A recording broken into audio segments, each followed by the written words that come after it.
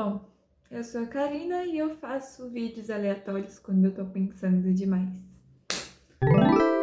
Esse vídeo foi pensado sobre um tema que me surgiu hoje em sala de aula. Eu faço estágio aqui em São Paulo em uma escola estadual, sendo um programa da Secretaria de Educação. E nesse estágio eu tenho muitas experiências em sala de aula, seja regência, seja observação pautada, solução de dúvidas, acompanhamento geral e acolhimento dos alunos. E o governo de São Paulo, ele envia slides prontos com os temas e a divisão das aulas do bimestre para os anos, de acordo com o que deve ser trabalhado, as habilidades, etc., que são facultativas a cada ano do ensino médio. Como o meu campo é a filosofia, acaba que as aulas de filosofia elas não são tão práticas, como, por exemplo, uma aula de química em um laboratório. Então, nos resta fazer o quê? Nos resta ler e pensar.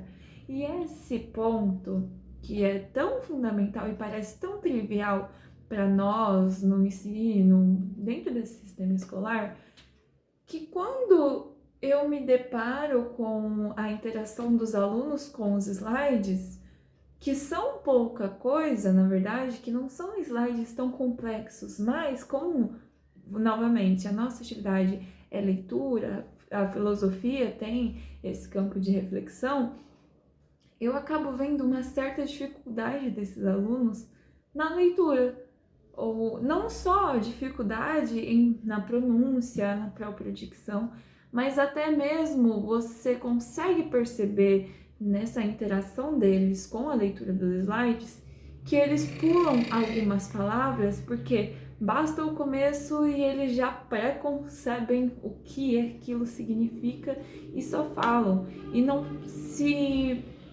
se atentam ao tempo verbal, à colocação daquela palavra, se ela é realmente aquela palavra que eles falaram, porque às vezes são palavras semelhantes e que eles só passam o molho por cima e aí já falam e já continuam a leitura. Enfim, são muitas questões que eu vejo nessa participação ativa deles, que não é um problema que vai ser eterno, nem um problema absurdo, mas é um problema que nos leva a pensar essa questão do encurtamento de memória. Não sei se esse vai ser o nosso título, ou encurtamento de percepção. Façamos aqui algumas considerações um pouco ensaísticas, mas, se necessário, vamos trazer também algumas citações e algumas referências para que não pareça que isso é só vários pensamentos soltos, mas sim uma análise concreta, uma análise de um concreto percebível, ao menos nessas experiências escolares que eu uso aqui de exemplo. Se tratarmos a memória como um campo de armazenamento das nossas experiências, precisamos pensar como essas experiências são armazenadas em nossa mente. Considerando a memória basicamente como um acervo de situações que já vivenciamos, elas podem ter algum padrão que não seja propriamente no tipo de experiência que se teve, mas no modo em que você se colocou em cada uma dessas experiências. Por exemplo, a questão da leitura, a questão de saber ler, parece para nós que já passamos por um regime escolar uma atividade bastante simples, como se fosse basicamente uma faculdade impressa na gente quando a gente nasce. Mas se olharmos bem, temos, sei lá, 12 anos na escola, um período bastante longo, que eu não calculei agora, mas enfim.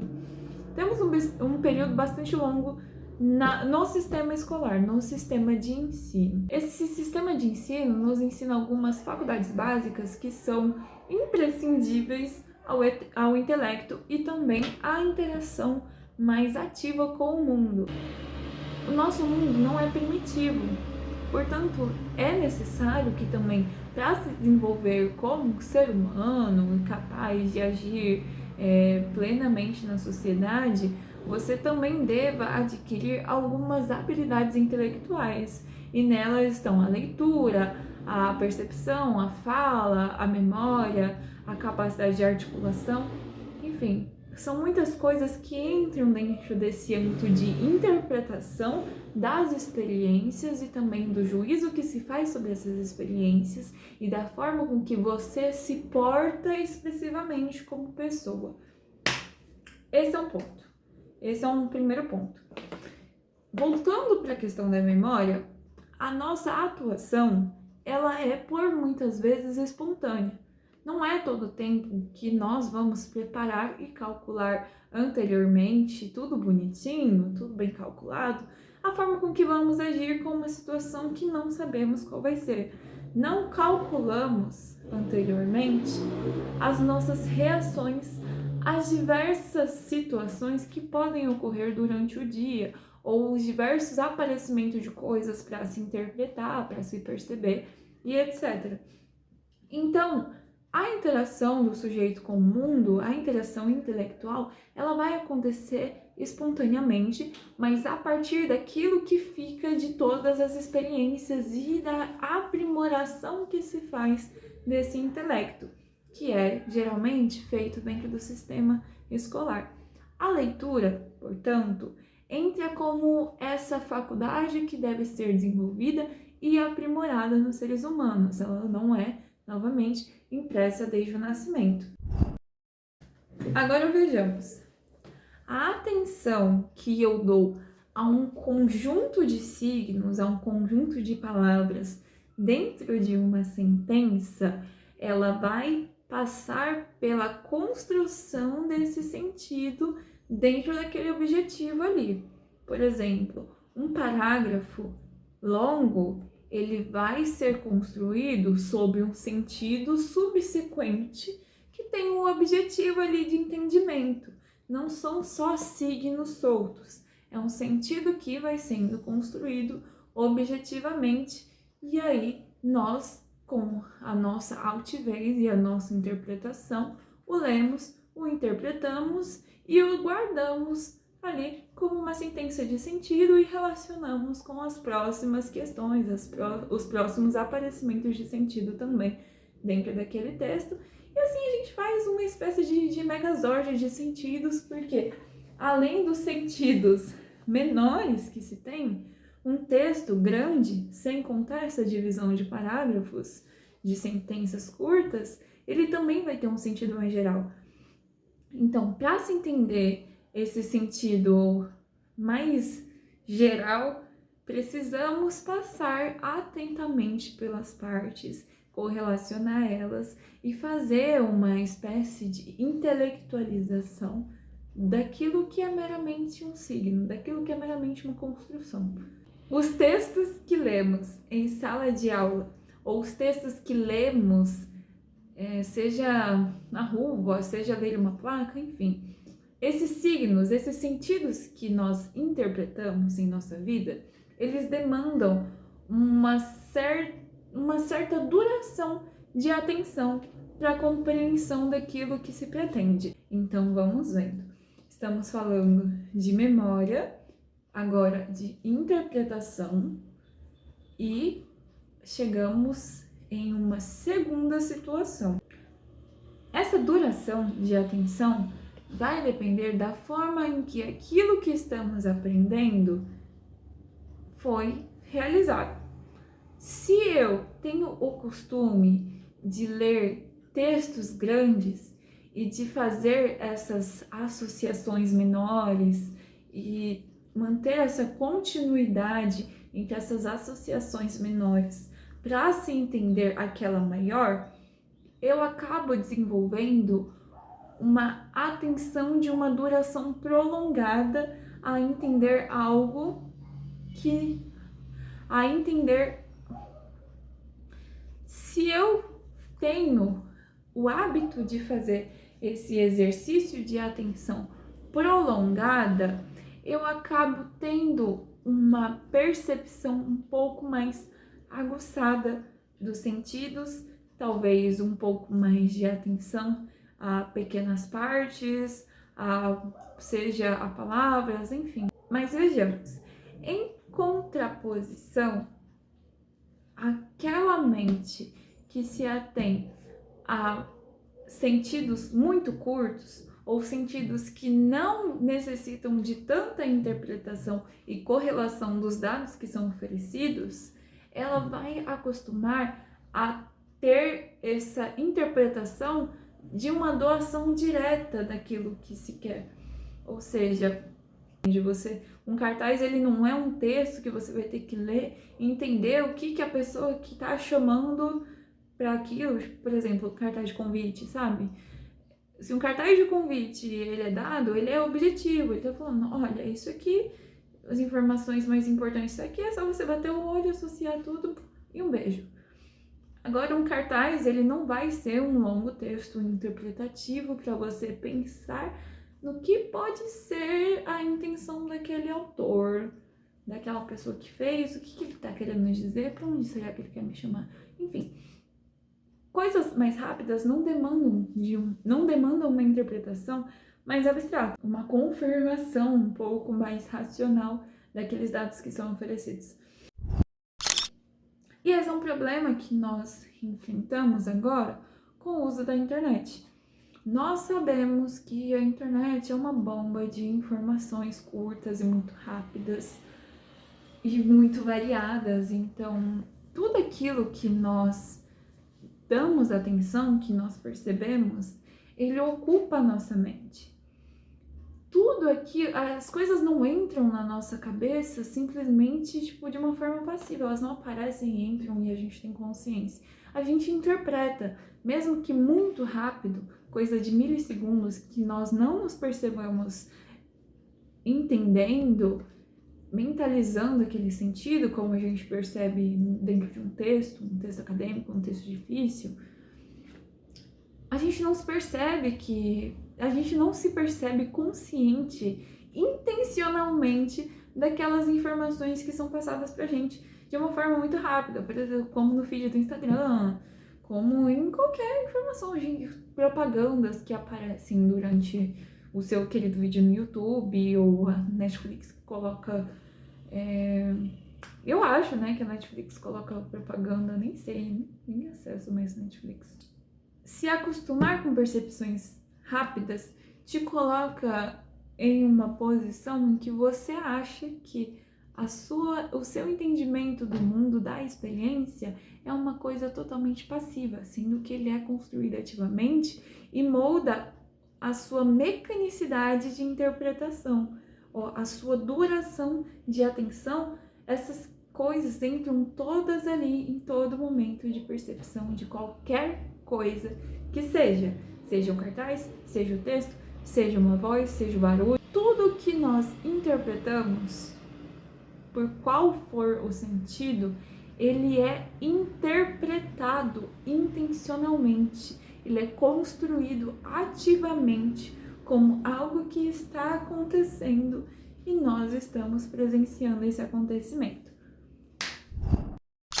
Dado primeiro essas construções de hipóteses e relações, nós podemos colocar agora um cenário para analisar. Podemos observar essas questões não só nessas práticas de leitura, como eu exemplifiquei aqui, que são as leituras em sala, mas elas são uma expressão desse momento contemporâneo que vivemos.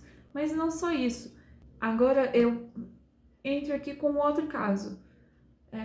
Vou usar a escola de exemplo porque é o ambiente que eu mais tenho de observação dos resultados da nossa sociedade, das nossas ideias.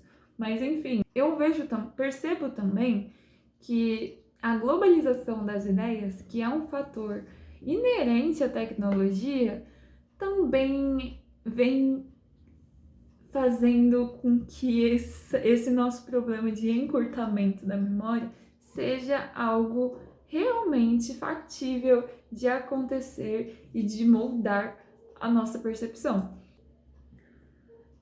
Percebemos, por exemplo, ainda mais com o uso de ChatGPT, mas enfim, mesmo que não haja o uso de ChatGPT, Algumas das questões que, não sei se nas outras matérias, mas ao menos nas matérias humanas, ou ao menos na filosofia, elas vêm sendo trazidas de uma forma mais descontraída na internet. E às vezes elas não estão nos nichos específicos, né? Porque na internet, nossa, é uma coisa muito difícil analisar todo esse cenário. Mas enfim, na internet nós temos nichos que aí cada um vai acabar tendo mais contato com aquilo que se gosta mais, seja maquiagem, seja meme, seja jogo, enfim.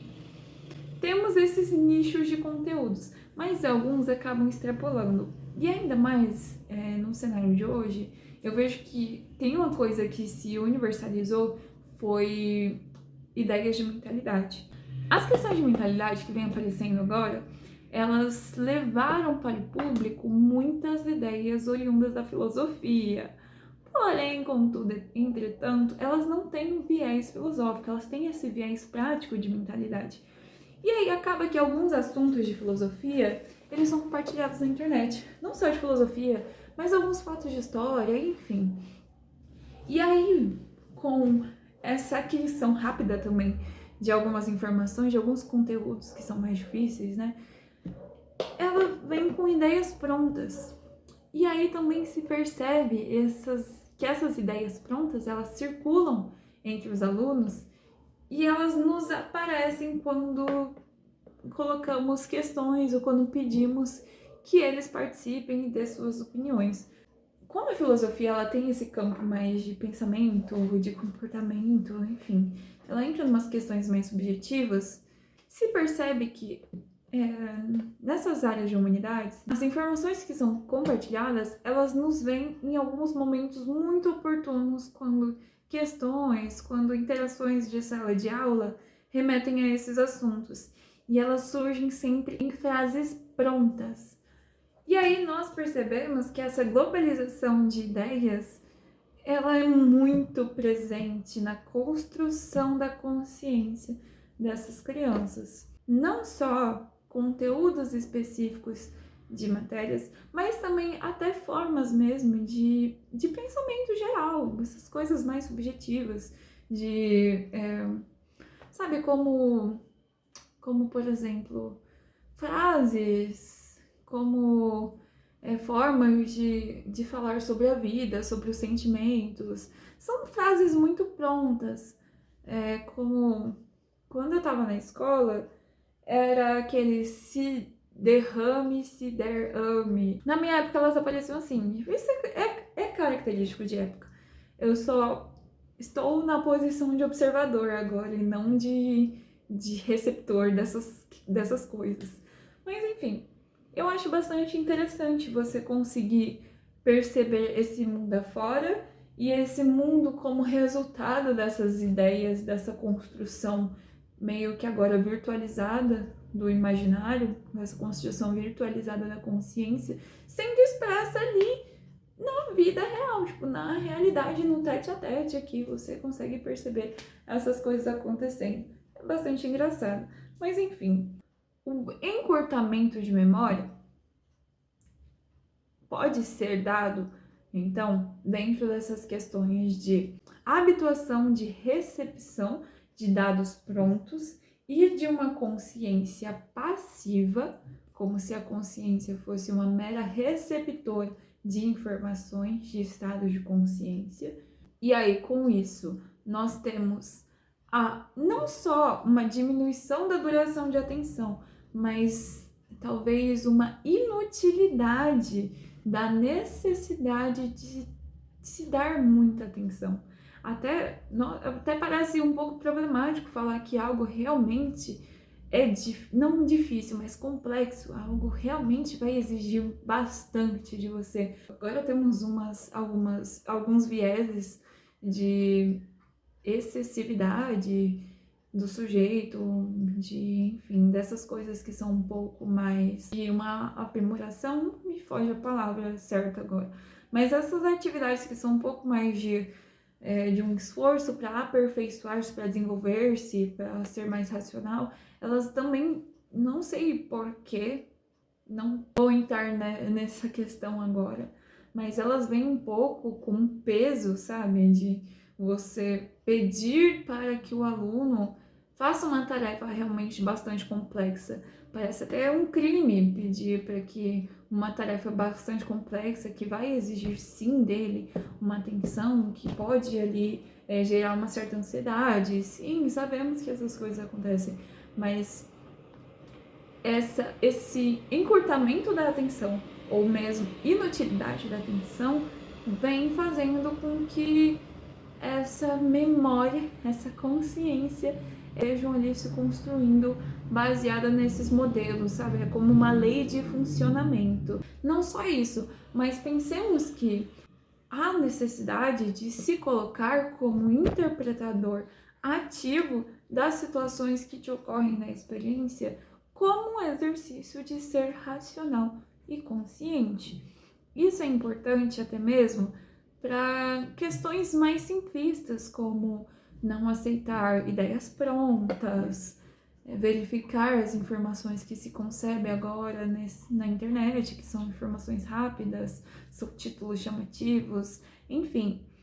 É importante ter essa prática quando nos aparecem essas situações. Consideramos, então, que esses processos curtos, esses momentos que demandam muito pouco da nossa interpretação, do nosso visar essas partes pequenas e juntá-las, eles vêm configurando esse cenário de uma memória curta, que é um fenômeno percebível principalmente no âmbito escolar, mas pode ser percebido até mesmo na nossa configuração hoje em dia, nas nossas conversas, enfim.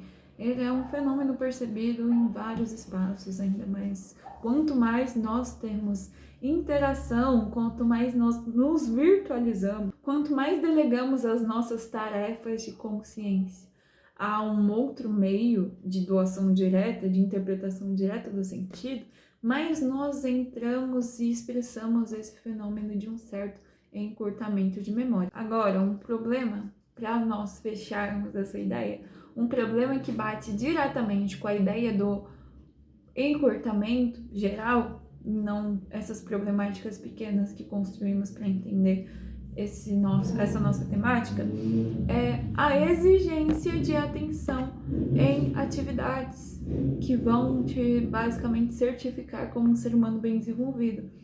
Ao tempo em que os nossos alunos estão sobre esses meios rápidos, sobre essa inutilização da interpretação, da atividade, da presença deles ali construindo os sentidos, nós temos, por outro lado, a exigência dessas habilidades que sejam bem desenvolvidas, que sejam dadas propriamente por eles em outras atividades, como em provas, como em textos, como em interpretações de artigos, que é onde as nossas ideias, os nossos cenários e as nossas técnicas são desenvolvidas e mostradas ao público, onde os registros das ideias que constituem o nosso cenário social, as nossas configurações sociais, das mais subjetivas para algumas das mais práticas, sejam das técnicas, seja dos poderes,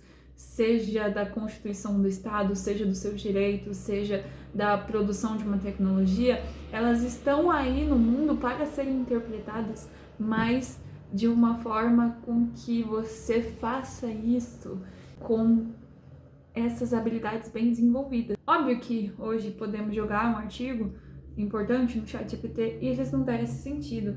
Só que o que nós não queremos, o que nós, principalmente que ainda estudamos filosofia, propriamente filosofia, ainda em 2026, ainda no século XXI, no século do ChatGPT, é que a faculdade, o desenvolvimento humano ideal, seja o exercício da razão, seja essa habilitação da razão nas nossas experiências, seja nos colocar como interpretadores da nossa realidade. E aí não vemos, não impomos com isso nenhuma objetividade, somente pretendemos que nos coloquemos como interpretadores. Seja a situação que for, seja a experiência que for, seja a inclinação qualquer que se pretenda, que se tenha, por causa das construções subjetivas, por causa do seu contexto, por causa da sua percepção, enfim. A nossa ideia é que não nos robotizemos, a nossa pretensão é que não coloquemos em um segundo plano aquilo que nos é mais inerente como ser humano. Se nos falta essa habilidade de interpretar, então a revolução das máquinas pode vir, porque, sinceramente, temos construído máquinas que interpretam os sentidos para nós e nos dão os dados. Então, temos nos comportado como consciência passiva. Perdemos até mesmo a nossa finalidade, que é proposta lá por Aristóteles. Enfim, sabemos dos nossos problemas econômicos, mas ainda assim há algo humano nessa transcendência que se faz da experiência, da interpretação e da colocação ativa da sua consciência sobre o sentido daquilo para interpretar, para relacionar, enfim. Se perceber nessa situação é se perceber em uma relação transcendente, é ter mentalidade, que é o termo que se usa hoje em dia. Se perdemos isso, o que sobra de nós? Essa é uma questão que eu não sei nem o que considerar. Enfim, essas são as ideias de hoje. E até mais.